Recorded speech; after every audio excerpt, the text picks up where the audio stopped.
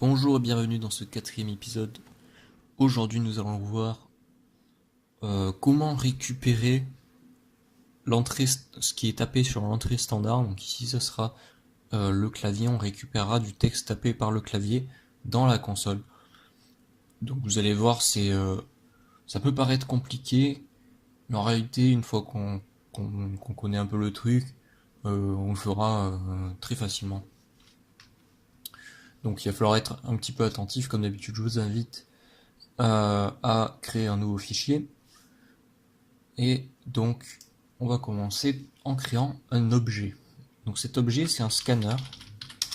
Donc on va appeler par exemple, souvent on l'appelle SC. Donc on va créer un nouvel objet de type, nouvel objet scanner. System.in puisque c'est sur la sortie l'entrée standard. .y. Donc là ce qu'il va vous falloir faire c'est importer scanner, donc qui fait partie de Java Util. Il vous suffit d'aller sur l'objet scanner. Donc il faut pas oublier le C majuscule bien sûr, puisque en Java les classes comportent toujours une lettre majuscule en début de nom. C'est une norme, enfin c'est pas obligatoire, mais on fait toujours comme ça. Donc vous allez dessus et vous faites import. Donc là je l'ai déjà fait. Si vous n'avez pas vu, revenez un petit peu juste avant dans la vidéo. De toute façon, c'est très simple à faire. Donc qu'est-ce que ça fait? Ça importe la bibliothèque java.util.scanner, ce qui nous permet de l'utiliser ici dans notre programme. Donc après on va faire par exemple un petit system.out.println saisissez, comment s'écrit saisissez comme ça, saisissez quelque chose. Hop. Voilà. Donc ça c'est pour afficher un petit message juste avant de prendre l'entrée saisie au clavier. Donc là on va faire une nouvelle variable de type string, donc par exemple string, comment est-ce qu'on peut appeler ça, shell est égal à sc.nextLine. Donc voilà, il nous le propose. Donc vous voyez, ça retourne un string scanner, public string nextLine. On verra plus tard qu'est-ce que c'est qu'une valeur de retour, un type de retour, etc. Lorsqu'on en abordera les fonctions.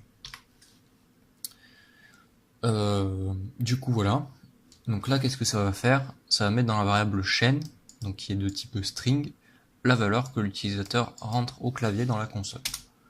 Et maintenant on va l'afficher quand même pour vérifier que ça marche bien. System.out.println, vous avez tapé,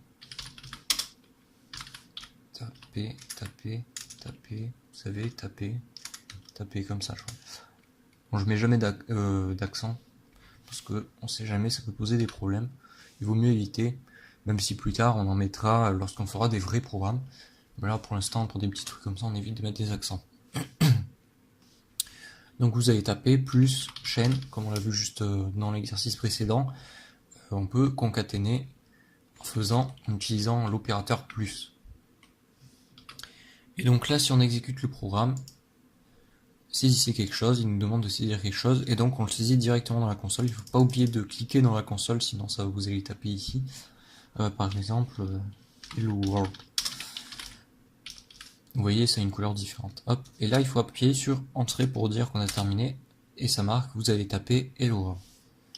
Voilà.